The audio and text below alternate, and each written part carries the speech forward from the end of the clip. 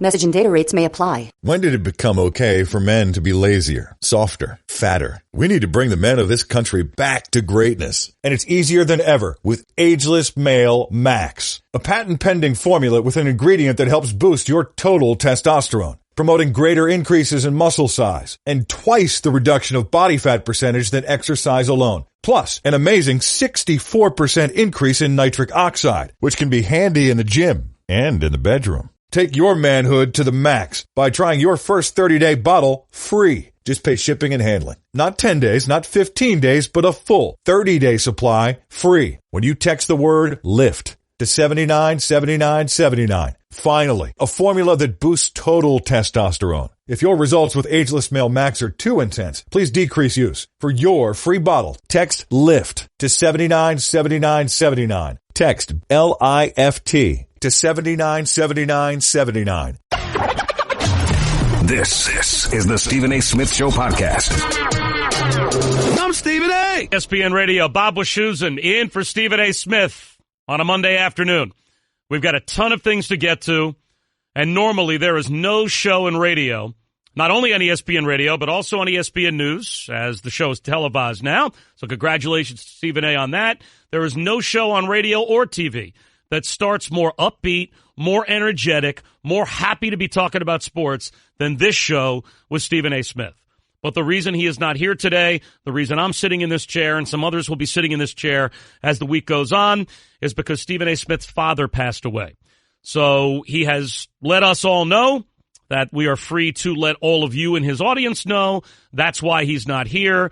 And, of course, every good thought and prayer and all condolences from all of us here at ESPN, at ESPN Radio, myself personally, everyone that works on his show, and I'm sure all of you in his audience goes out to Stephen A. Smith, his family, during a very, very difficult time. So we are going to do for the next couple hours what I know he wants us to do, and that is have fun talking sports, yelling about sports, screaming about sports, and arguing and debating and laughing. And we're going to have Louis Riddick coming up a short time from now. He's going to join us a little bit later on to talk about the NFL. So we got a lot of topics to touch on. But, again, I am in this chair, and others will be this week because Stephen A. Smith's dad passed away. So all of our condolences and best thoughts go out to Stephen A. and his family. And we're going to try to keep it as light as possible and get back to the fun of why we're all here in the candy store, and that is to do some sports here on ESPN Radio. Coming out of the weekend, week 2 of the National Football League preseason, all of the talk is once again about officiating. We'll get to the rookie quarterbacks coming up a little bit later on because that's obviously a big topic as well. And I've got thoughts certainly on the 4 guys at the top of the draft and how they're playing so far, how I think they'll impact their respective teams, and how quickly we're going to see them on the field. And it's going to be fast. With a few of them, it might be about 12 days from now. So we'll get to that a little bit later on. But we start with what has kind of taken over the conversation of preseason football. And that is the new helmet rule that is so debatable, so controversial, and seems to have way too much gray area, at least in terms of how it's being talked about and interpreted publicly. And I think I'm going to come down with the vast minority on how this helmet rule is being viewed. And I'm going to contradict, as a chubby, balding broadcaster, what the guys on the field are saying about this new helmet rule. But to me, I think this is something that has to be looked upon way more with a wide-angle lens than the way the guys who are right now living it in the moment are looking at it. And a perfect jumping-off point are the tweets that were sent out yesterday from Richard Sherman. Because there have been a few calls that have been so bad in terms of trying to overemphasize this rule in the preseason that it almost makes the rule look like a joke. But this is what Richard Sherman tweeted. There is no make adjustment to the way you tackle. Even in a perfect form tackle, the body is led by the head. The rule is idiotic and should be dismissed immediately. When you watch rugby players tackle, they still lead by the head. Will be flag football soon. To all those people, including those who made the rule, I want a video of you running full speed and being led by anything but your head while also attempting to bring down a moving target. You will soon realize it's impossible. So he wants the rule out. He thinks it's ridiculous. And there have certainly been some examples that would lead you to believe that this is now taking us to a place, at least how it's being officiated in the preseason, where you are totally taking the violent hit out of the game. I'm going the other way. And the reason that I'm going the other way is everyone that argues against this rule, and the players included, that want the rule taken out of the game, much less interpreted differently, they still keep talking about how you can't lead with your head. How the rule says something that almost seems physically impossible. Lead with your shoulder, not with your head. And I am looking at the rule. There is no language anywhere in this rule that in any way, shape, or form says you can't lead with your head. Somehow people, including Richard Sherman, are taking the word lead and substituting that into their own interpretation of this rule for where it actually says lowers. Nowhere in the rule does it say you can't lead with your head. Here is the rule. The NFL put out a fact sheet back in the spring, distributed to all the teams in the media, basically 3 points of emphasis where this rule is concerned. And the first 2 words of the rule tell you what the true spirit of the rule is. The first 2 words are, player lowers his helmet to establish a linear body posture prior to initiating and making contact with the helmet. It doesn't say you can't lead with your head. It says you can't lower your head. The reason that they don't want you to lower your head is because the crown of the helmet should not be used as any part of a safe football hit. See what you hit. I remember being in like 4th grade, 5th grade, when Mark Buoniconti goes head first, crown of the helmet, in a high school football game down in Florida and gets paralyzed, and video of that circulated around, and it became like, oh my God, Hall of Fame linebacker's son is now in a wheelchair because he hit with the crown of his helmet. See what you hit. I'm 46 going on 47 years old. At the time, I was like 11, and we were being taught to see what you hit. Don't hit someone with the top of your head. Don't lower your head. Don't hit with the crown of your helmet. Now, have there been bad calls in the preseason so far? Yes.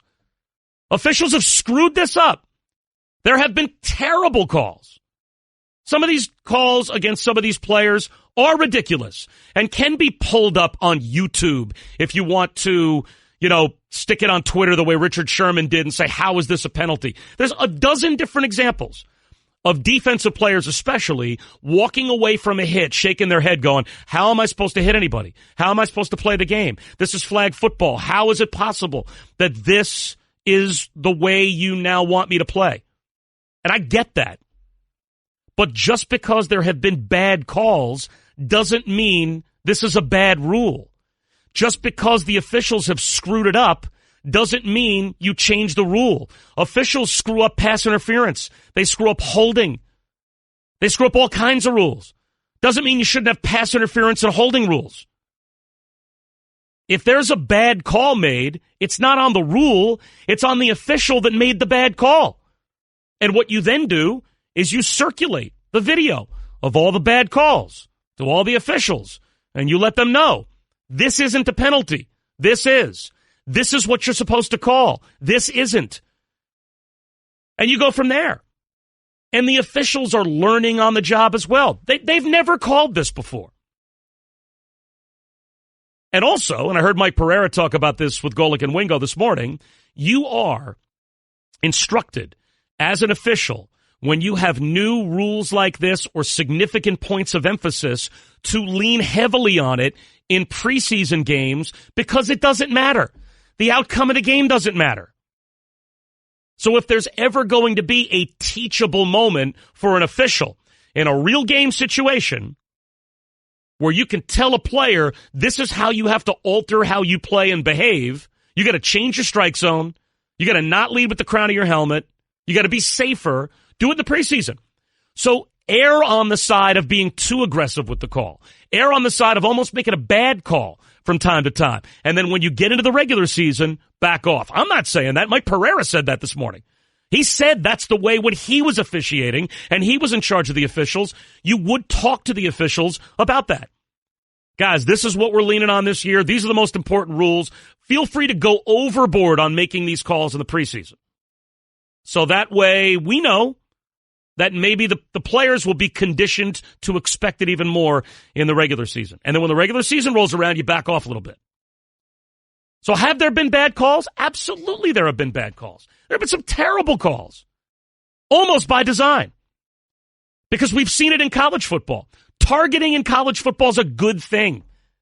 It has been adjusted to by the players. There are fewer targeting calls. The officials are calling it less. The players have changed their strike zone. As a result, I think the game's safer. The college game, to me, seems safer because you don't see those hospital hits the way that you used to, at least with the same frequency before college put the targeting rule in. Players in the NFL will adjust to this as well. But I do think that the rule needs to be accurately stated, accurately talked about, accurately analyzed. And it's not being accurately talked about and accurately analyzed when you talk about the fact, or at least players are saying, how am I not supposed to lead with my head? How is my head not supposed to be out in front of every tackle that I make? Of course your head is in front of your shoulders. We all have one. I get where your head is in relation to your shoulders. I understand that. That's not what the rule says. The rule doesn't say don't lead with your head. What the rule says is players that lower their helmet to establish a linear body posture. That's what they're trying to get out of the game. That you have an unobstructed path to your opponent and that the contact was clearly avoidable and the player delivering the blow had other options. Now, again, they have gone overboard with calling this the preseason. There have been bad calls made. But the idea of getting weaponizing of the helmet, especially with the crown of the helmet, out of the game is a good thing. It is something the NFL should strive for. You need to make the game safer. And in a world where the National Football League is paying out hundreds of millions of dollars in damages to previously injured players, and probably ultimately will pay out hundreds of millions of dollars more, in a world where Will Smith is starring in a movie about CTE, when there's a movie with the title Concussion attached to it. If the NFL is living in that world, and we all think it's right that they're paying out this money to these players that probably deserve to be compensated for how they were damaged when they played the game. So in the same world, hundreds of millions of dollars are being paid out. There's a movie about CTE. You can't then turn around and criticize the league for putting in a player safety rule to get CTE and concussions as much as possible out of the game. What are they supposed to do? They're getting crushed in the courtroom. They're paying out hundreds of millions of dollars. They're being bludgeoned at times publicly for how they dealt with concussions and CTE in the past, and now we've discovered that CTE exists, and then they come out with a rule that says don't hit someone with the crown of your helmet, and now it's flag football? And now they're going to get publicly raked over the coals for that? So you're sitting in the NFL conference room, and you're in charge of rules, and you're operating in that environment. Movies being made about CTE and concussions. Hundreds of millions of dollars in lawsuit payments going out. Now we're going to sit around a conference table, come up with a rule that hopefully limits that, and we're also going to get beat up publicly for that as well. And now it's flag football. And now players, the very players whose future we are trying to protect health-wise, are tweeting, get rid of the rule because it's flag football. So now you're the guy in the NFL office in charge of solving this problem. What's the solution? Tell me, where do you go? What's your alternative? Doesn't make any sense to me. To me, that is the ultimate damned if you do, damned if you don't. Because 2 or 3 years ago, all we heard about the NFL was that player safety was not something that, obviously in past decades was something they paid attention to nearly enough. Now they're trying to pay as much attention to it as possible, and they're getting killed for that as well. 1-888-SAY-ESPN, 1-888-729-3776. So I certainly invite your opinions on that, and maybe I'm in the minority. I think I probably am, based on all of the opinions that I heard last week and over the weekend. But it seems like every time I turn on any channel, All it is people killing the rule, killing the officials for inaccurately calling it and saying it's flag football. How do you take the head out of the game? Well, to me, the NFL is in a complete no-win situation if you are going to tell them that they can't put a rule like this into their game. And the other big topic, of course, right now, not only the teams that we are expecting are going to be at the top of the standings coming out of preseason and some of the big matchups we have early in the schedule in the NFL, but also the rookie quarterbacks. The rookie quarterbacks, it almost feels like there's a little bit more energy and excitement and storylines and fun with this preseason than there have with most preseasons because there's a rookie quarterback class to talk about that really seems legit. And I have watched all 4 of the top 4 rookie quarterbacks play so far in the preseason. And my take really is just reinforced based on what I thought going into the draft and where I think these guys are at right now. I think all 4 of them were worthy of being picked in the top half of the first round, if not right at the top of the draft. I would have picked them in a different order. But having said that, I think all 4 guys are showing you that they are all going to have NFL careers that there's no busts. I think they're all going to play sooner rather than later. I think they're all going to succeed. I think they're all going to have long careers. And I think this has a chance to be one of those quarterback classes that we will look back upon 10 or 15 years down the road and say, wow, that was a special year. Those guys are all really good. Now, is this going to be the Eli, Roethlisberger, Phillip Rivers class? Could be that good? I mean, Eli and Roethlisberger have a handful of Super Bowls between them. So I don't know if 15 years from now, you're going to look back at Sam Darnold, Josh Rosen, Baker Mayfield, Josh Allen, and see 6 or 7 or 8, Super Bowl victories and rings on all their fingers. That obviously would make them a truly historic quarterback class. But the idea that there is a bust that 2 or 3 years from now, that guy's not even going to be in the league anymore among these 4 guys, I don't see it. Because, look, preseason football is as vanilla, as boring, as nondescript as it gets. I call every Jet game on the radio.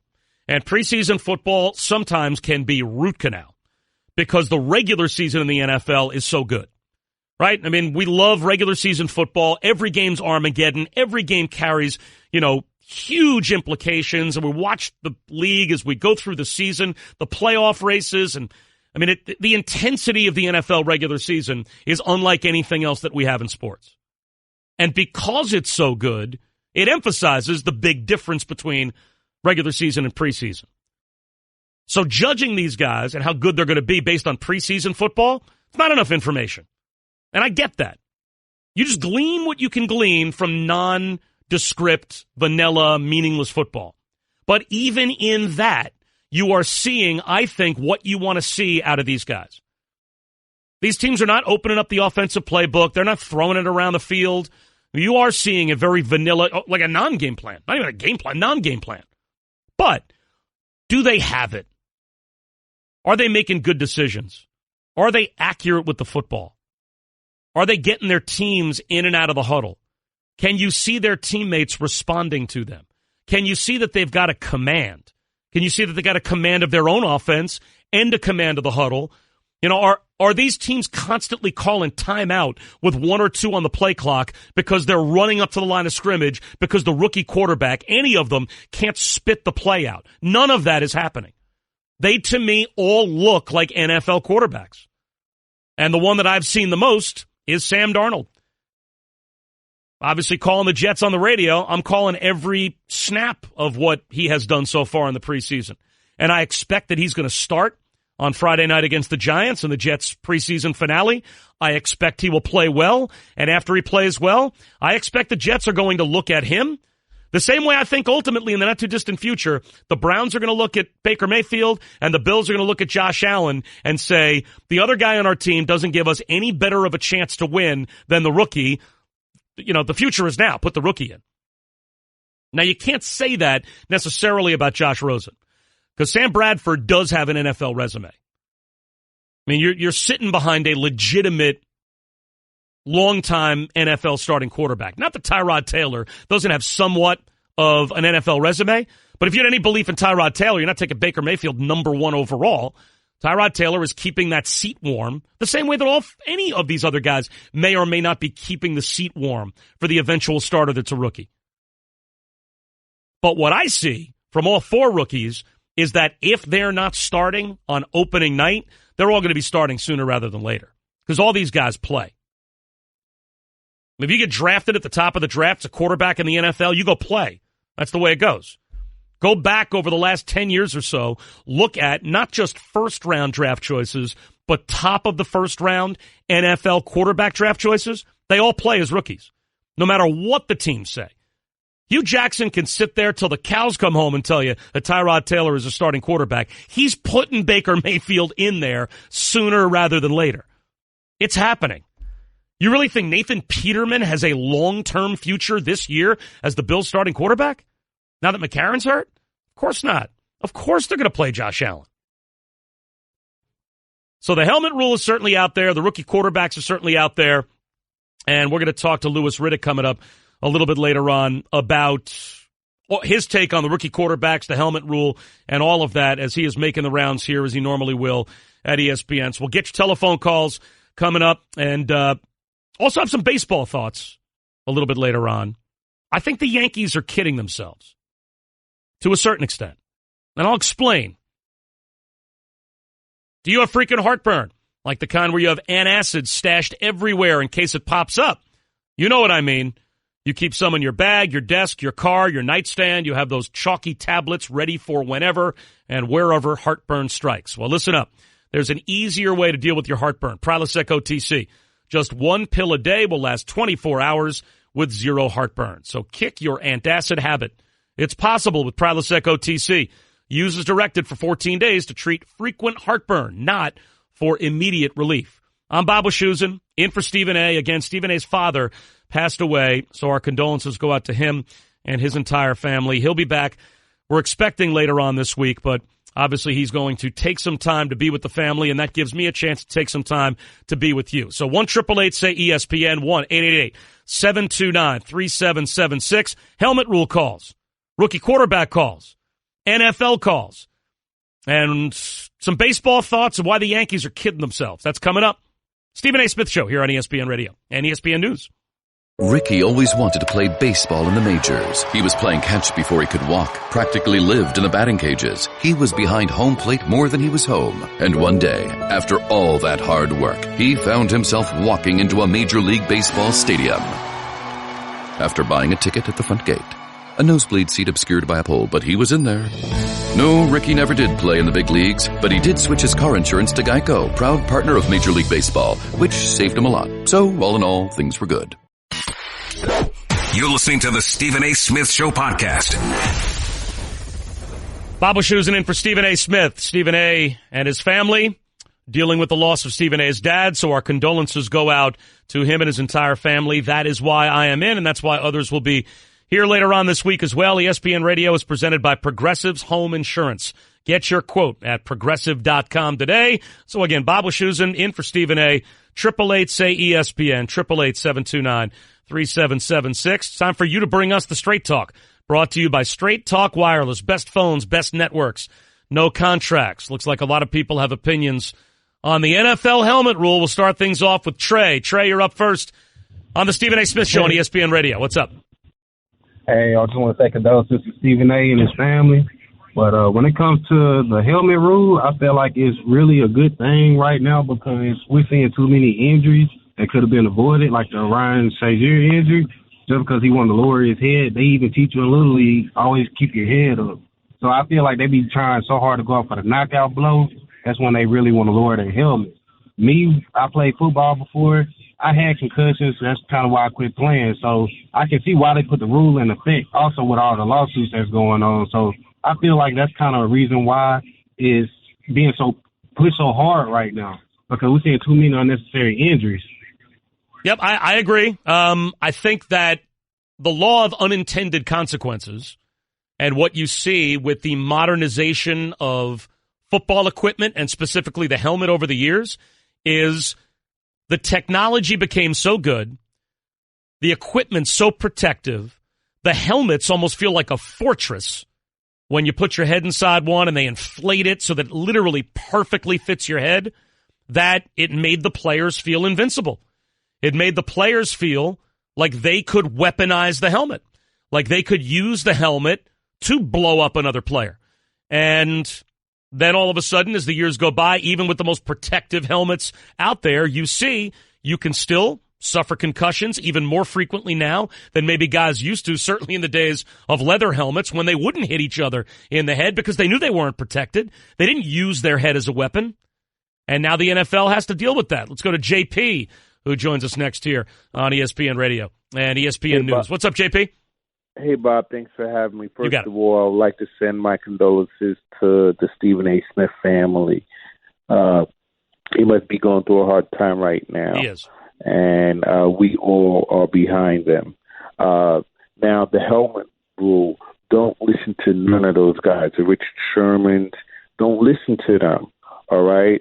People are dying. People are really getting hurt. As a matter of fact, I heard you brought up the leather helmets. I think that's what we should go back to, the leather helmets. That way, guys who use their heads so much, people are really getting hurt. People are dying from this thing.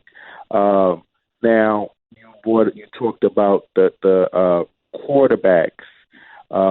If the Giants allow Teddy Bridgewater to leave MetLife Stadium without, doing everything in their power to get him in a Giants uniform, it is a crying shame. We need to report the owner to some type of authority to lose the team before. Well, JP, he's not going to the Giants. Well, it's not happening. All right, thanks for the call. It's not happening. And the reason it's not happening, Teddy Bridgewater is a free agent at the end of this season. So the only way a team is going to give up a premium draft choice for him is if they feel like they have a chance to keep him beyond this year. And the only way a team has a chance to keep him beyond this year, meaning the only way he is going to sign a long-term contract with whatever team he gets traded to, if ultimately that's what happens, is if he's with a team that he feels like he has a chance to be the starter for. The Giants sent the message loud and clear when they didn't draft Sam Darnold and they took Saquon Barkley. They're on the Eli train. Giants are keeping Eli as their starting quarterback for at least the next 3, if not the next 4 or 5 years. If you didn't think, and I heard a couple people at the time of the draft even say, well, they probably think that Eli's got another year or 2 in him, so it makes sense to take Saquon Barkley. No. You take Saquon Barkley if you think you've got another 3, 4, 5 years in Eli Manning. You don't pass on Sam Darnold if you think a year or 2 you might be going to a different quarterback.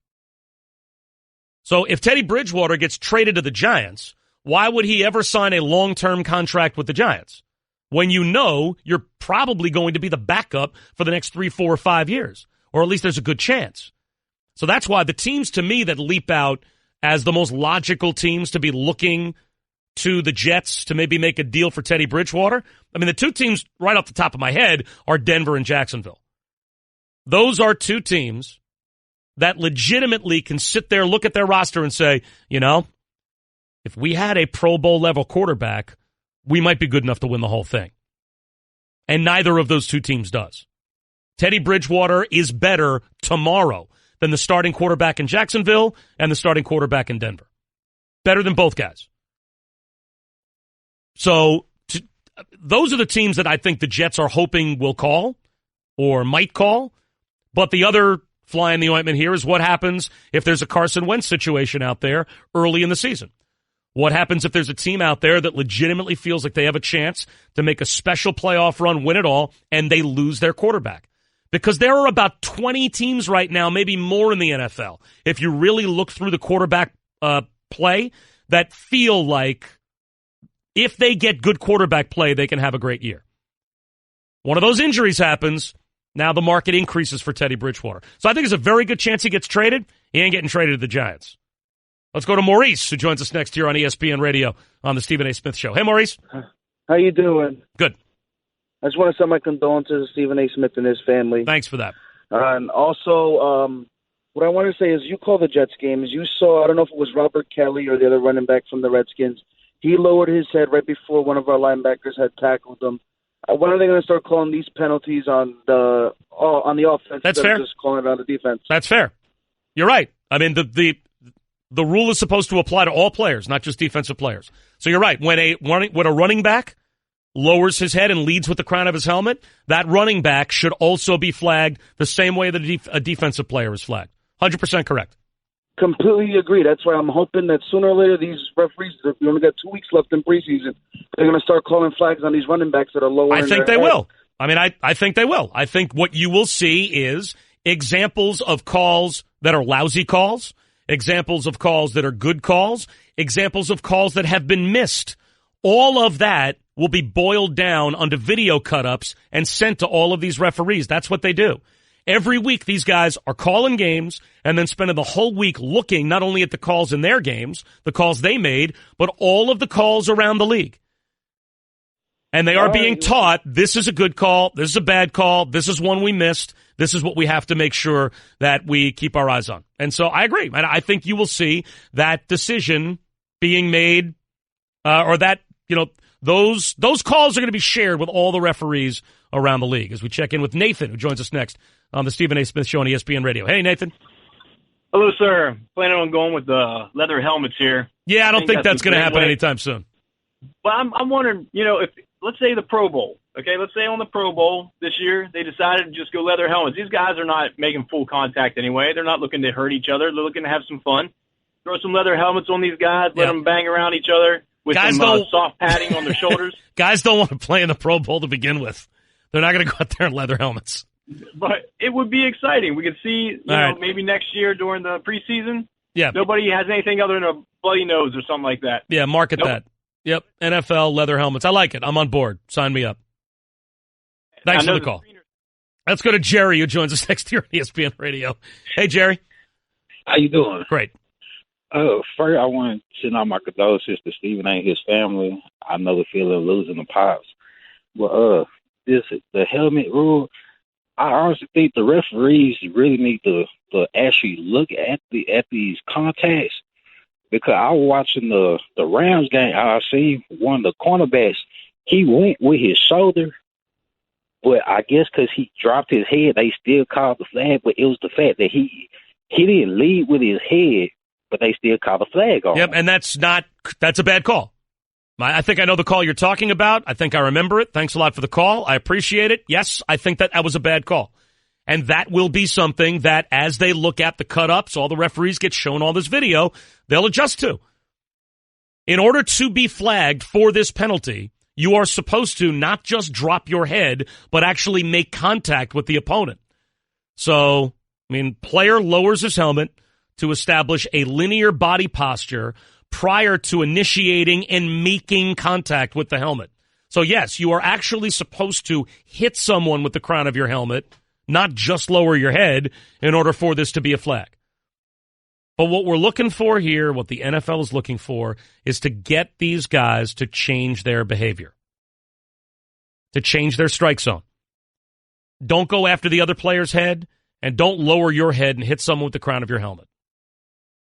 Why that's a bad thing, none of the player objections or all of the bad calls that I've seen on SportsCenter, on NFL Network, and everywhere else, none of what I have seen has convinced me that this is a bad rule.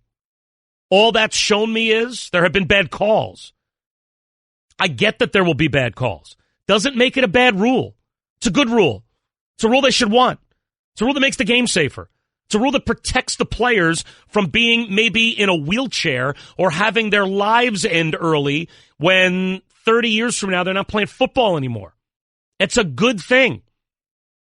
You can still play hard-hitting, exciting, punishing, legitimate NFL football without hitting someone with the crown of your helmet. That is the Straight Talk, brought to you by Straight Talk Wireless, nationwide coverage on America's largest and most dependable 4G LTE networks. Let's go to Rob, who joins us next here on ESPN Radio on the Stephen A. Smith Show. Hey, Rob. Hey, how you doing? Good. My prayers go out to Stephen A. and his family. and I've been listening to the talk show, and I believe that instant replay of the officials making the call with the helmet rule would clear a whole lot of things up, because the game is too fast to them to make a complete call over by what you see, and then that could change the whole outcome of a game. So I think instant replay should be involved in it. Well, plus, there will be, as in college, you're going to use replay to see if a guy should be ejected from the game. You know, you're going to, yes, and in terms of whether or not a player gets fined, and obviously nothing hits more personally to a player than taking a chunk of his paycheck and kicking him out of a game. Replay and how these calls are then reviewed by the league will determine whether or not, like with anything else, you know, it's not like a guy gets flagged in a game for roughing the quarterback and the referee not only announces a 15-yard penalty, but on the field announces a fine. I mean, you know, that's determined later in the week when the league takes a closer look at the video of the play and then determines whether or not it warrants a fine. So, again, you know, these calls are going, in terms of the ones that are most penal to the players and actually hit their paycheck, they're going to be gone over with a fine-tooth comb. The league's just not going to willy-nilly throw out, you know, $25,000, $30,000, $40,000 fines. They're going to look at which calls are legit, right, the most egregious, the most violent, the ones you really want to get out of the game, and those are going to be the guys that are going to get kicked out of games, and those are going to be the guys that are going to get fined. And to me, there is more than enough room in the game, hopefully, to send the message to these guys that you have to play with your eyes up and more safely for all of your own good. The NFL did not make this rule to penalize the players. The NFL made this rule to protect the players, to try and make the game safer, to keep the game as exciting for all of us as possible, but to make sure that these guys aren't out there getting paralyzed or getting 20 concussions a year. It's been a long off season without football, but FanDuel has spent it getting into the best shape of their lives. That means this: FanDuel's ready for more. More ways to play, more ways to challenge your friends, and most importantly, more ways to win. And FanDuel also has new options for playing daily fantasy with your friends, because that's the only thing better than winning cash. It's winning your friends' cash. They even have preseason fantasy contests running up to week 1 of the NFL. Right now, you can get a $20 bonus when you make your first deposit on FanDuel. Just sign up at FanDuel.com/Stefania, STEPHENA, age and restrictions apply. Stephen A. I'm part. It was all one word. I thought it was Stefania Bell we were talking about. Stephen A. Just sign up at FanDuel.com/Stephen A. STEPHENA. Age and restrictions apply. That makes a lot more sense from the knucklehead announcer. All right, we'll get back to your calls at 888-SAY-ESPN, 888-729-3776. And I'll give you a sleeper team when we come back, a team nobody's talking about around the NFL that I think is going to be better than anybody realizes. And they have probably the quietest, most under-the-radar operating young franchise quarterback of any team in the league. And a team I think we're going to be talking about a lot as the season goes on. It might be a big factor in January. That coming up next on the Stephen A. Smith Show on ESPN Radio.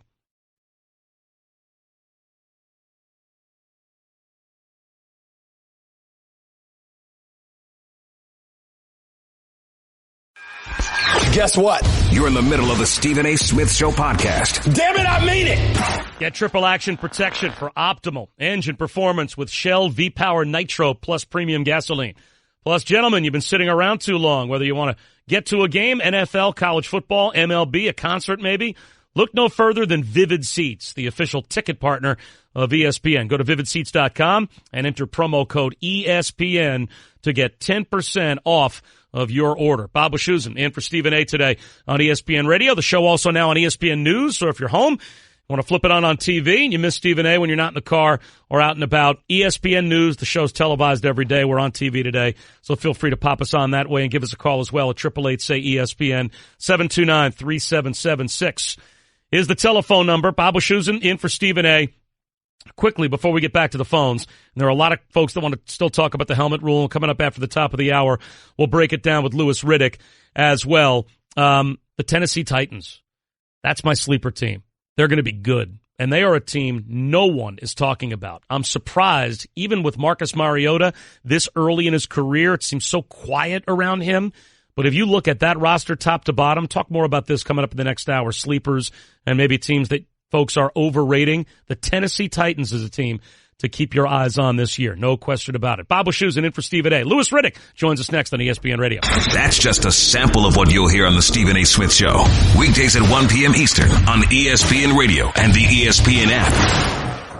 Message and data rates may apply. When did it become okay for men to be lazier, softer, fatter? We need to bring the men of this country back to greatness. And it's easier than ever with Ageless Male Max, a patent-pending formula with an ingredient that helps boost your total testosterone, promoting greater increases in muscle size and twice the reduction of body fat percentage than exercise alone. Plus, an amazing 64% increase in nitric oxide, which can be handy in the gym and in the bedroom. Take your manhood to the max by trying your first 30-day bottle free. Just pay shipping and handling. Not 10 days, not 15 days, but a full 30-day supply free when you text the word LIFT to 797979. Finally, a formula that boosts total testosterone. If your results with Ageless Male Max are too intense, please decrease use. For your free bottle, text LIFT to 797979. Text LIFT to 797979.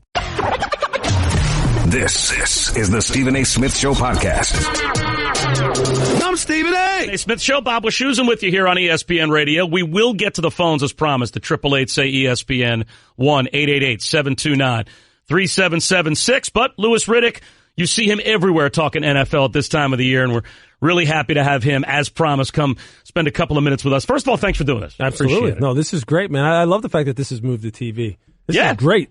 And my ugly mug shows up on TV like this early in the process. Me too. Get used to it. Brutal. All right, real quick. Speaking of the occasional ugly mug getting roughed up and having it create some controversy, we started the show with it. It's been the main topic of conversation so far in the preseason, the helmet rule. Where do you land on it, how it's being called, and what you think its future is? Yeah, I think I've been one of these people who's been right out in front of this, the voices of disdain for this new rule, only because I just don't know how practically you can enforce it on a consistent basis without it becoming so subjective to the point where referees are put in a position where they really can't succeed, and they're going to wind up costing teams games because of the subjective nature and the gray area that exists with this rule. Look, let me just boil it down to this, and I'm very much so in line with what Richard Sherman said, all right? It's physically impossible to do some of the things you're asking these players to do from a defensive perspective as far as taking the head out of the game. It's impossible. Unless you want to see tackling totally go downhill from a fundamental standpoint and see offensive football explode. Now, conspiracy theorists may say, well, that's exactly what the league wants. They want more scoring. They want higher scoring games. They want more excitement, fantasy football, blah, blah, blah. Well, I think that's exactly what you're going to get if you keep going down this road and things continue to be enforced the way they are so far in the preseason.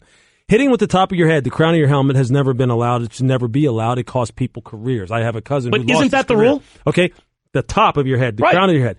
Yeah, it is. That's the rule, though. What you're seeing, though, is anytime helmets collide and it's a hard hit, the flag's coming out. If face masks collide and it's a hard hit, defensive players getting flagged. If offensive play, look, there was a play the other day just with Kyle Fuller playing against the Denver Broncos where he literally leads with his shoulder, turns his head to the side. The offensive player sees him coming, ducks his head. So therefore, the target area and the impact area changes from what would have been this runner's chest to now the top of his head or the top of his face mask because of what he did, not what Kyle Fuller did, because of what he did, and Kyle got flagged. Those kinds of plays, if you continue to call those kinds of plays, you're going to have a big problem because I'm telling you this, defensive players are going to slow down. Players don't want their money taken. Players don't want to get ejected out of football games. And they're going to play slower, more cautious. Offensive football is going to explode. Defensive football is going to be virtually impossible. And fans, I'm telling you this, I know that we have to evolve the game and grow it from a safety perspective, but fans have always watched the game, and I believe players have always played the game because there is some inherent violence and risk in the game that people like. You're not going to be able to get away with that. You can get away from it if you fundamentally change the game to the point where people may not like it. anymore. They may not like that version of it. And if they're willing to take that risk, meaning the powers that be that are enacting these rules, then so be it. We'll see how it plays out. Well, I just don't like the road it's heading down. Let me play devil's advocate, because this is what I was screaming about before you came in. So I'm on the other side of the issue. In a world where the NFL's paying out $500 million in settlements, where there are movies being made about CTE and concussions, how can you then turn around and kill the NFL for wanting to put legislation into its game to protect players from that, which is the crown of the helmet, not lowering your head. I mean, not leading with your... There's nothing in the rule where the word you can't lead with your head is supposed to be talked about and enforced by the officials. It says lowering your head, which to me by definition is don't hit someone with the crown of your helmet. But you know what? There is a distinction between lowering your head and leading with the crown of your helmet. Lowering your head... Okay, and if you lower your head, if you lower your body posture, and you hit someone with the top of your face mask. Stay by the microphone so we can still hear you. What's funny? I like the demonstration. You know what, but I mean, see, it's almost. But you're right. I do agree with the crown of your head principle. You shouldn't hit with that. But I'm telling you, helmet to helmet collisions are just going to be inevitable in the game. And we've already seen players get called for penalties or get flags thrown on them where it was incidental helmet-to-helmet contact where they weren't trying to lead with their head. As a matter of fact, they were trying to avoid it, and it still is going to happen. It just is. To speak to your other point about the fact that when you see the league being sued for hundreds of millions of dollars for player damages and players not knowing what the effects were, the long-term effects of playing the game of football were. Look, I get that part of it. I understand the league has to protect itself against that in the future. I get it. But there better be something that is agreed upon in terms of players assuming the risk of playing the game and understanding that they have the knowledge about what the risks are long-term, and that the league doesn't feel as though it's going to be under attack from players who then turn around and say, hey, look, yes, I played the game willingly, but now I'm going to sue you because maybe there was something you didn't tell us. Yeah, there needs to be a meeting of the minds to where that's not the situation where, look, I get it. I can't play this game understanding how violent and physical it is and what it could do to me down the road, and then turn around 10 years later and go, now I'm suing you because I played the game. Right. Okay? So up front, the league needs to be up front. Players need to be up front. Look, if you're going to play, then you assume some risk. We're going to try and protect you. We're going to enact rules that try to protect you to the utmost. We're going to advance technology as far as helmet technology that protects you to the utmost. But there's no way you can play the game as I see it, as it is presently constructed, and totally remove the head to the degree that they want to. Otherwise, if you want to do it, it will look different. And then you're going to have to live with the consequences of how different it may look. And it may look so different to the point where fans don't like it as much. Yeah, I could talk to you about this the entire time that you're in here. One last quick one, though, on this before we move on to some other topics, because you and I could probably spend an hour talking about this. Do you think, because I heard Mike Pereira on this morning with Golick and Wingo, saying that we're probably all, for lack of a better phrase, losing our heads a bit over this right now. Yeah. The way you've seen it called in the preseason, do you think the officials are going overboard on purpose, pointed emphasis to try and really get it into the game? Don't do this, and we'll see them back off and call it more accurately in the regular season? Is that a scenario you could see happening? But what is accurate? What is accurately? Because I'll tell you what. Yeah, I guess I could see that. I guess I could. But then, like, see, right now, we don't even really know what is an accurate call and what isn't an accurate call because everything is being called and we don't know what is what. So is an accurate call strictly when someone's crown of their helmet hits an opposing runner or the crown of the helmet of the offensive player hits the defensive player? Is that the only case? Because in the case of Kyle Fuller's play, how do you explain those plays where the impact point changes instantaneously because players instinctively react to protect themselves? Yep. How do you call those plays? Yeah, I guess happened that fast. My take was bad calls. And they're going to look at these calls. They're going to put them on tape. They're going to go to the officials and say, examples of good calls, example of bad calls. Let's try and get the bad calls out. The fact that the officials right now are making some bad calls, to me, doesn't make it a bad rule. There are bad holding calls. True. There are bad pass interference calls. Doesn't mean you shouldn't have holding and pass interference That's true. rules in the National Football League. That's true. But see, holding and pass interference don't also come with the potential ejection from a football game. Well, that's 100% true. That's a different, and that's a whole different deal. And they don't come with the same level of fines and dipping in the players' pockets the same way this rule does, which will cause, look, players have been being called for pass interference and holding since the beginning of time. And they're going to continue to hold. You know why? It's part of the game, right? And they'll still be bad calls. And you're right. But I'll tell you, and it doesn't really necessarily affect player behavior. There's no offensive lineman that's going to come into this game now and say, I'm not going to hold as much because it's a penalty. They're going to try and hold all the time. Yeah. But I'll tell you this, if you tell a player, we may kick you out of the game, and we may suspend you, and we may hit you with a serious fine if you start doing if you start committing these kinds of rules infractions, you're going to alter the game the way it's played. And it's going to look different.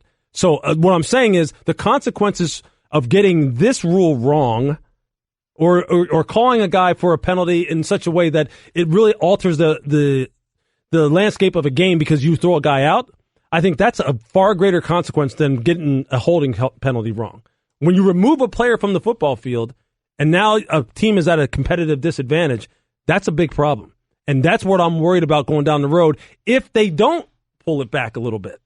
So we'll see. Nobody better than Louis Riddick with us here on the Stephen A. Smith Show. All right, get to some other topics. The rookie quarterbacks. Yeah. Who's impressed you the most? Who gets in as a starter the quickest? Which guys got the most work to do? Give me a little landscape, especially on those top four guys. Yeah, I think Baker Mayfield. Look, I know there's a lot of support for Tyrod in terms of him remaining the starter in Cleveland and you not having to rush Baker Mayfield onto the field. I don't believe in the whole thing, rush these guys on the field or that you don't want to rush them onto the field. If they organically win the job and you think that gives your offense the highest ceiling and your team the highest ceiling and the best chance to win, play them.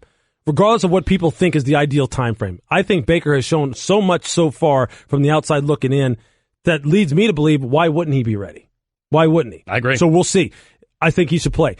If Sam Darnold is ready to go, and look, the Jets have been effusive of praise with this kid. They have not hit it at all. I mean, the owner, from the top down, ownership on down, they've been like, this is our guy. This is exactly what we were looking for. And it's genuine. I mean, I'm around him all the time. I do the games on the radio. And I know you know this. Oh, it is genuine. So in that case, given the information that I have from the outside looking in, they have a lot more information than me. If they feel organically he's ready to go, put him in. There is no ideal time frame. There just isn't. We've seen guys succeed by sitting and waiting, guys succeed by playing right away. All right, so I think he'd be ready to go. Josh Allen, I don't think he's ready to go. It just may not be a situation, though, there where they feel as though the alternative gives them a better chance to win. I don't know if Nathan Peterman... Based on what they've seen of Nathan Peterman, why would you think that? That's right. But you know what? Now, in Arizona, you expect Bradford will start. You know what? But what's interesting down there is that's another case where I believe Josh Rosen is very, very close. I love his body language. I love his mechanics. I love his demeanor. I love his decision making. I love the accuracy with which he throws the football. He's another one of those guys who I thought maybe he plays the soonest of all of them because I thought Sam isn't gonna last very long, and I don't like saying that, but look, that's his history. Yeah, exactly. But number two, even more so, I thought the kid would just earn it outright.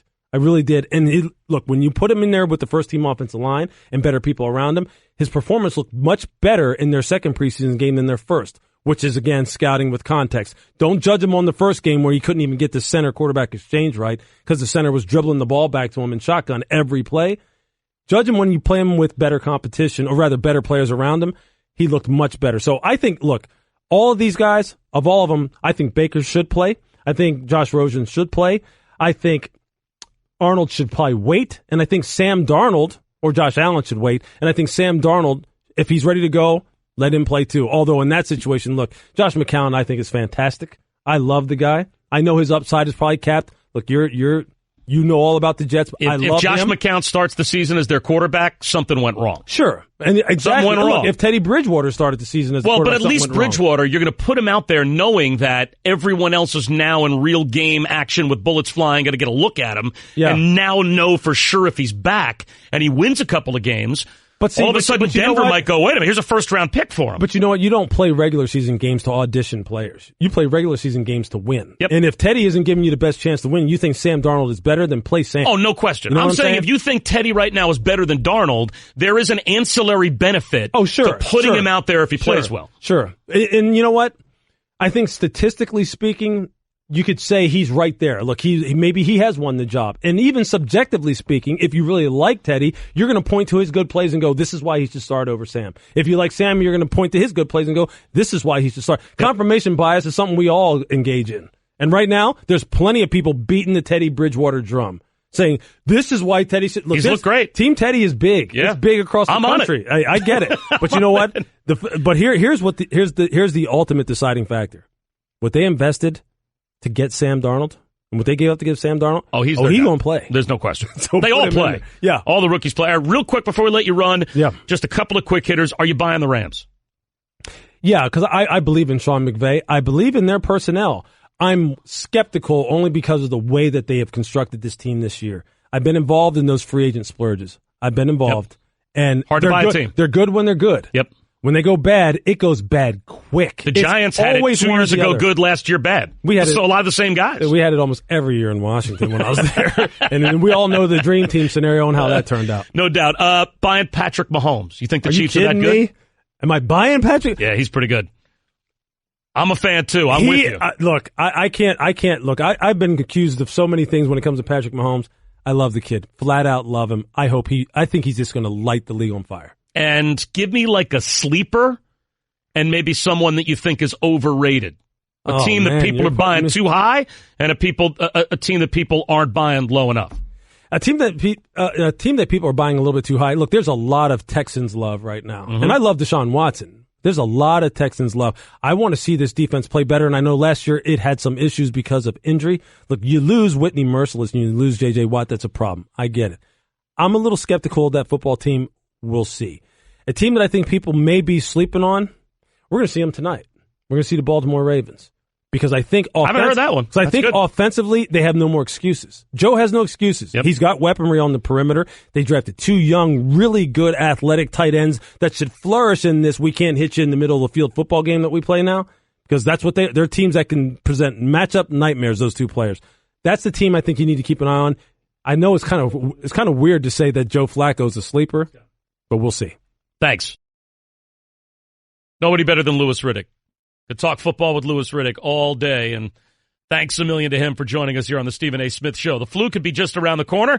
Be prepared with a flu shot from CVS Pharmacy, including those at Target or Minute Clinic. Get your flu shot today. No appointment necessary. Visit cvs.com/flu for details. We've got you covered at CVS Pharmacy. Bob Wischusen in for Stephen A. Smith here on the Stephen A. Smith Show. ESPN Radio, ESPN News. Some baseball thoughts at the bottom of the hour right now, though. Back to the telephones at 888-SAY-ESPN, 888-729-3776. Got some folks that have been very patient. Let's talk to Austin, who joins us next here on ESPN Radio and ESPN News. What's up, Austin? What's up, Bob? Thank you for filling in. Obviously, it's a hard day for Stephen, but you filling in is wonderful. Man, I can't follow Louis Riddick. I love this guy. When he's talking on ESPN, I can't help but be glued to the TV. The thing I want to say is, and he almost turned my point, I was about to agree with him, but I'm kind of with you, Bob. Listen, we got to adapt as a society, okay? Doctors used to prescribe cigarettes to stressed-out housewives, and I'm sorry to take it to an extreme, but guess what? Player safety has to be priority number one. Anybody who's ever spoken to somebody who is either paralyzed, disabled, or who has passed playing a sport, guess what? It wrecks their life. And we're selfish enough to ask for more of these epic hits. Listen, if you really want to affect the NFL, I suggest you stop watching. You stop paying the red zone. You stop going to games. That's the only way you're going to actually get what you want, okay? Until that day, if you're going to watch the game, shut your mouth, okay? Back in the day, McDonald's got killed. They changed their menu. It doesn't matter. People are still going to buy their product. I'm going to buy NFL to the day I die, and I'm just sick and tired of the complaining. So adapt, and let's go forward, Bob. Thanks. All right, Austin, I appreciate it. And this shouldn't be on the fans. I mean, this is on the league and the players to try to understand what each other is after. But back to my original point last hour, the helmet rule, we talked a lot about it, and my take was the reason I like the rule is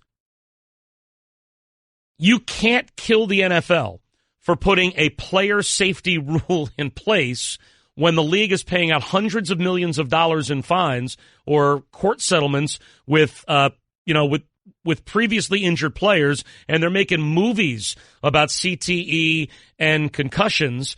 And then when they try to put a rule in place that is specifically designed to do away with the very thing that they're paying out hundreds of millions of dollars because, and the movie is, and movies are being made about, but where are they supposed to be a winner in this? It's the ultimate lose-lose. Let's go to Stefan, who joins us next here on ESPN Radio on the Stephen A. Smith Show. What's up, Stefan? Pretty good. How you doing today, man? Good. Wanted to talk about the issue with the contact that we're talking about in sports now. I think a lot of weight is being put on players to make changes, but I don't see enough weight being put where it should be, which is kind of like the technology involved in these uniforms in football. I mean, they look better, but the technology that they're using really hasn't changed much since probably like the late 70s, maybe? No, it's changed a ton. It's changed. It's changed dramatically. You think the helmet that the guy is wearing now is the same helmet he wore in 1978? It's not even close. I'll say this. I think at the time of 78 it was fine, but at this time we got 300-pound linemen running 4.740s. I think we see a lot less injuries if more of the focal point was placed upon trying to upgrade what they're using now. No, you couldn't be more wrong. You could not be more wrong, and you could not be less informed about where technology has gone with protecting these guys. The helmets of today, the reason that these guys have weaponized the helmet is because the helmet technology has gotten to the point, and the protective technology has gotten to the point where they feel invincible. They feel like they're inside a suit of armor. They have weaponized the top of the helmet and the helmet overall because they feel so protected that they feel like they couldn't get hurt. And what many will say is going back to the days of the leather helmet or the very non-protective helmet of the 60s and 70s probably had less head injuries. But, trust me when I tell you, the technology has gone to a place now where these guys feel like they can use their head as a weapon because they are so protected. And what science is now telling us is, no matter how protected you make them feel, if you use your head to repeatedly bash into someone else, regardless of how much protection we put around your head, it is something that ultimately causes damage. And we can't stop that by putting more plastic, more padding, more metal on top of your head. If you keep on bashing into other human beings at high speed with your head involved, especially the top of your head, you're going to get hurt. There are long-term consequences, long-term ramifications. Hence, the NFL trying to put a rule in place that helps protect these guys to get them to change their behavior so they don't bash into each other with the crown of their helmet. And that's why I think what they have done with this rule is a good thing, regardless of how some players are reacting to how it's being called right now in the preseason. To me, it is a good thing. And it's been a long off season without football, but FanDuel has spent it getting into the best shape of their lives. That means football. FanDuel ready for more. More ways to play, more ways to challenge your friends, and most importantly, more ways to win. FanDuel has new options for playing daily fantasy with your friends, because the only thing better than winning cash is winning your friends' cash. They even have preseason fantasy contests running up to week 1 of the NFL. Right now, you can get a $20 bonus when you make your first deposit at FanDuel. Just sign up at FanDuel.com/Stephen A. Age and restrictions apply. Bob Wischusen in for Stephen A. Smith on ESPN News and also on ESPN Radio. Here to the top of the next hour. And when we come back, haven't talked any baseball. Definitely get back to the phones. We'll definitely talk more football. But I have a baseball thought on the other side. I think the Yankees are kidding themselves to a certain extent. I'll explain why when we come back on ESPN News and ESPN Radio. Ricky always wanted to play baseball in the majors. He was playing catch before he could walk, practically lived in the batting cages. He was behind home plate more than he was home. And one day, after all that hard work, he found himself walking into a Major League Baseball stadium. After buying a ticket at the front gate. A nosebleed seat obscured by a pole, but he was in there. No, Ricky never did play in the big leagues, but he did switch his car insurance to Geico, proud partner of Major League Baseball, which saved him a lot. So, all in all, things were good. You're listening to the Stephen A. Smith Show podcast. ESPN Radio is presented by Progressive Insurance. Small business protection just got easier. With more than 30 coverage options available, Progressive has you covered. More at progressivecommercial.com. Bob Wischusen in for Stephen A. today. Again, in case you're just joining us, Stephen A.'s father passed away We obviously send every good thought and prayer and condolences to he and his family because they're going through a very tough time right now. So that's why I am in this chair and others will be this week until Stephen A. is able to make his way back to his show. But we're doing what I think he would want us to do and what I'm thinking he'll do as soon as he gets back here, and that is lighten the load and talk sports and have fun doing it.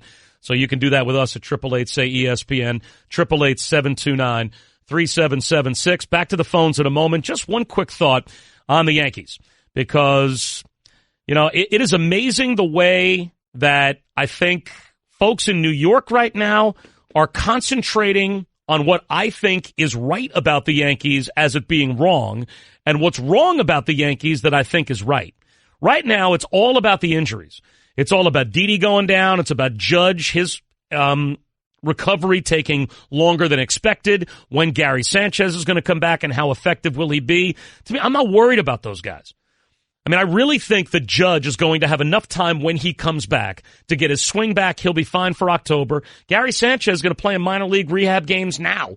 I mean, who knows? I know they don't have a timetable yet for his return, but I have to think within a week he's going to be back. Now, he was terrible before this, basically all the way through the season. Maybe a break from the everyday rigors of trying to get out of his slump was the best thing. Who knows? He might come back and be the Gary Sanchez we saw last year and the year before. And who knows how long Didi Gregorius is going to be out. But if Gleyber Torres plays short for a while, that's okay. What I think is funny, what's being taken as a strength of this team now, what's being talked about as, hey, we went out and did our work and all is well, are the acquisitions of Lance Lynn and Jay Happ. Now, I get it. Those two guys have put up unbelievable numbers. But when I say, are the Yankees kidding themselves a little bit with the impact that Happ and Lance Lynn are going to have on whether or not they're going to be a ALCS winning team, a world championship team? These guys have put up tremendous numbers. They're 7-0 in the 7 combined starts that they've made. But their starts are against Kansas City and Texas and the White Sox and Toronto and Tampa. Tampa's the only above 500 team that one of these two guys has even started against yet. It's almost as if because they have pitched so well against such terrible competition, the attitude with the Yankees, the media that covers them, the fans that root for them is, hey, our work is done. We didn't need to trade Gleyber Torres for Jacob deGrom. We did it. Look at the numbers Lance Lynn and Jay Happ have put up so far. All is well. They are stabilizing our rotation, and we're good. And what I'm saying is, you have no idea if that's the case. These guys have not thrown one meaningful inning of baseball yet. They're trying to prove themselves in pinstripes. And at least they don't look like they can't handle the big situation of pitching for the Yankees. They both look very much at home in that uniform, and we have seen plenty of guys, including this year's Giancarlo Stanton, come over and struggle and press and not look very comfortable in Yankee pinstripes when they first put that uniform on. So that's good. But they haven't proved a thing yet. They haven't pitched against anybody yet. The barometer for whether the Lance Lynn and Jay Happ trades are successful or not successful for the Yankees happens a month from now. Doesn't happen now, or 6 weeks from now. Doesn't happen now. There's nothing about the acquisition of these two guys that has any impact on where the Yankees are going to end up or where they would have ended up. They were never going to catch the Red Sox with or without these guys. They were never not going to be a wild card team with or without these guys. The Yankees were a 30 games above 500 team with Herman and Loizica and Chance Adams getting turns in the rotation. They were always going to be a playoff team. If Sonny Gray were still in the rotation, they would be a playoff team. There's no way that they get caught by two of the three teams from the AL West because those teams are all going to play each other. So while the Mariners and A's are playing each other, while they're also playing the Astros, that's guaranteed losses amongst the teams that are trying to catch the Yankees. And the Yankees, of course, they're on their way to Miami. They're playing terrible teams right now. If Sonny Gray were still in the rotation, they'd be fine in terms of being the wild card. And there's nothing that Jay Happ and Lance Lynn are going to do about catching. The Red Sox are gone. You were never going to win the division anyway.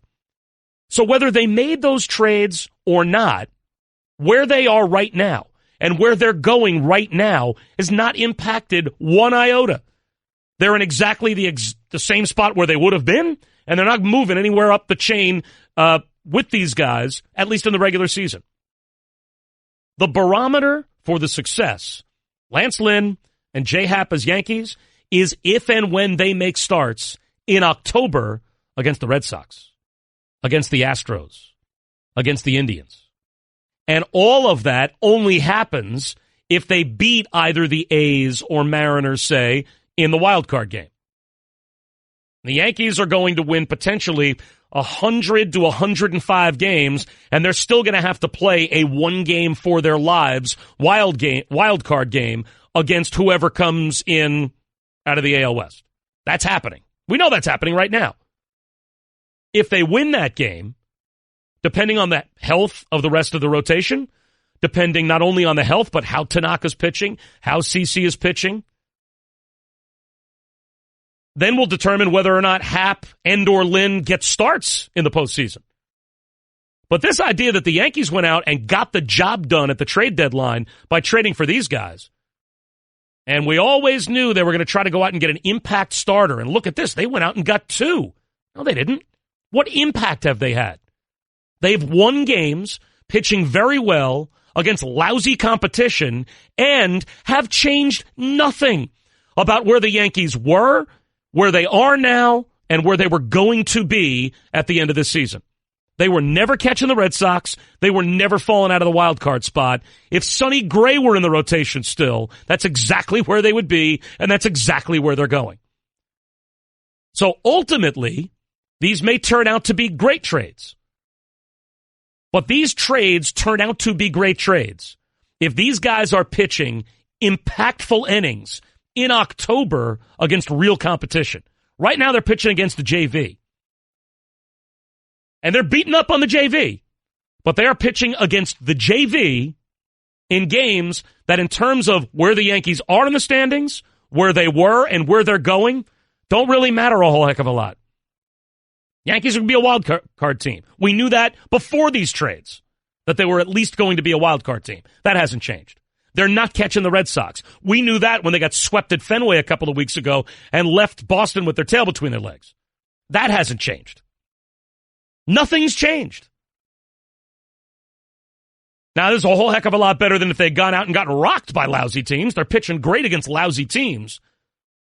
But every day in the paper, I read how incredible J-Hap and Lance Lynn have been, and their numbers get, they're 4, Lance Lynn is 3-0, and J-Hap's 4-0 with a 1.98. Who cares? Against who? Against what competition? They haven't pitched against anybody. They certainly haven't pitched an impactful inning yet. That's coming. And when that happens in October, then we'll see if Yankee fans would like to turn back the clock to July and give up Gleyber Torres for Jacob deGrom. Because they didn't want to do it at the time. None of them wanted to do it, including the organization itself. They didn't want to do it. And you wonder if you'll feel that same way in October, because J-Hap isn't going to be pitching against the Toronto Blue Jays, and Lance Lynn isn't going to be pitching against the Chicago White Sox in October. He'll be pitching against the Astros, against the Red Sox, against the Indians, against teams that all have better starting pitching than the Yankees, even with Lynn and Hap in the rotation. Squeeze in a couple of more calls. Let's go to Roderick, who joins us next here on ESPN Radio on the Stephen A. Smith Show. Hey, Roderick. How's it going out there? Good. I want to send my condolences to Stephen A. Smith and his family there. Appreciate that. I wanted to talk about the Hellman rule that they're proposing to using right now. Well, yeah, it's not proposed. They're using it. Well, that's what I meant using. They're using the new rule and stuff. But the only problem with the Hellman rule is are they going to do like the college and suspend them they won't be able to play a game next? Well, Roderick, thanks for the call. Yes, you can be kicked out of a game and you can be fined. So, yes, there are ramifications, serious ones, for the most violent of hits. But that's something that will be looked upon via the videotape and determined. They're not going to hand out fines on the field. But yes, these guys absolutely can be ejected from games and fined if they, lead with the crown of their helmet to a defenseless player, certainly. Linear body position. I mean, the most dangerous hit in all of football, they're trying to get that hit out. And to me, that's a good thing.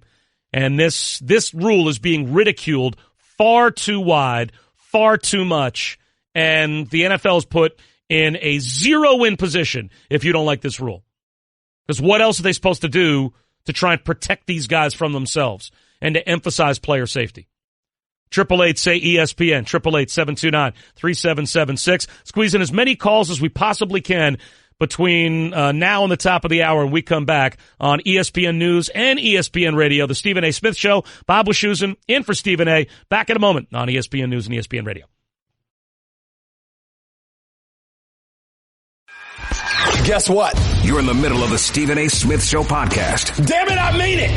When you're hiring, you don't want to waste time sorting through dozens of irrelevant resumes. You want an efficient way to get to a short list of qualified candidates. That's why you need Indeed.com.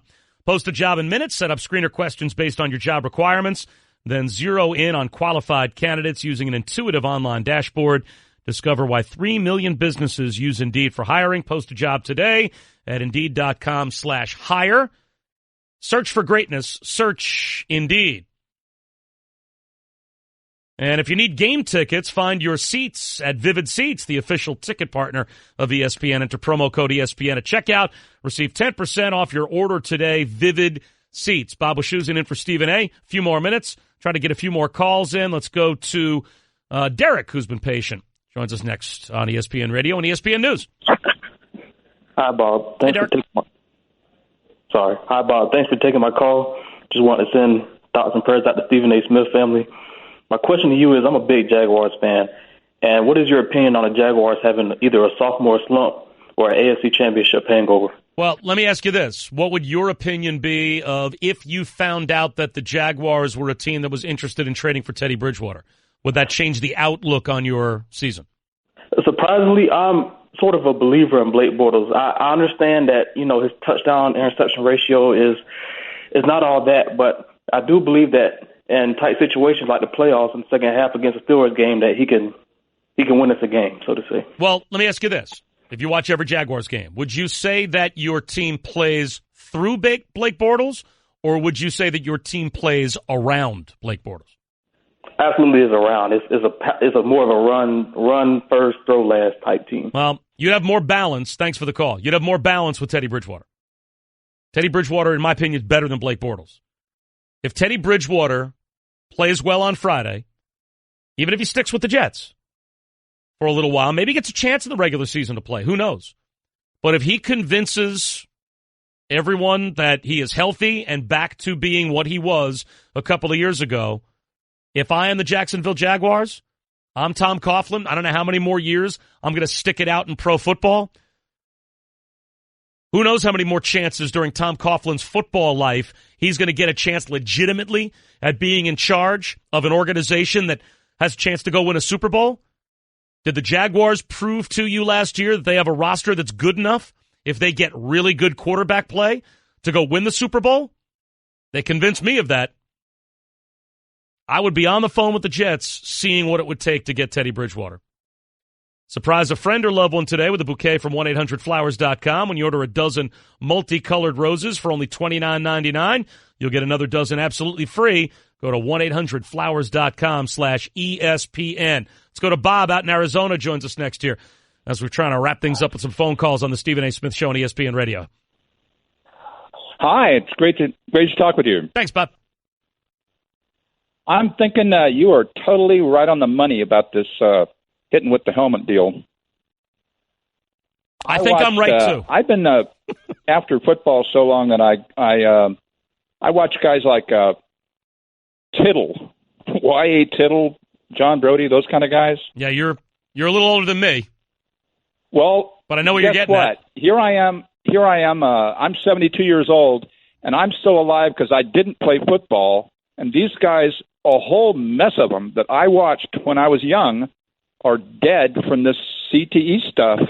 And they had miserable lives their last 10 or 15 years of their life. Yeah, Bob, I don't know. Thanks for the call. I'm not sure if you heard hour number one when I talked a lot about this, even starting off hour number two. with Louis Riddick. But to me, again, the NFL is caught in the ultimate no-win situation. They are living in a world where they're paying out hundreds of millions of dollars in damages to players dealing with CTE. There's a concussion movie out. Doctors have built careers on the science that now exposes NFL football for what it is, and they're getting killed by their own players for coming up with a rule to protect their players. What do you want them to do? I am in favor of the new helmet rule. I think if it is accurately and efficiently enforced, then it is something that is good for the game. Bunch of thanks to John Winthrop back in New York, Cat Pastor and Nuno Teixeira for helping me out here in Bristol. Our condolences again to Stephen A. on the passing of his father. Hopefully he'll be back soon on ESPN Radio and ESPN News. Adrian Peterson is a Washington Red.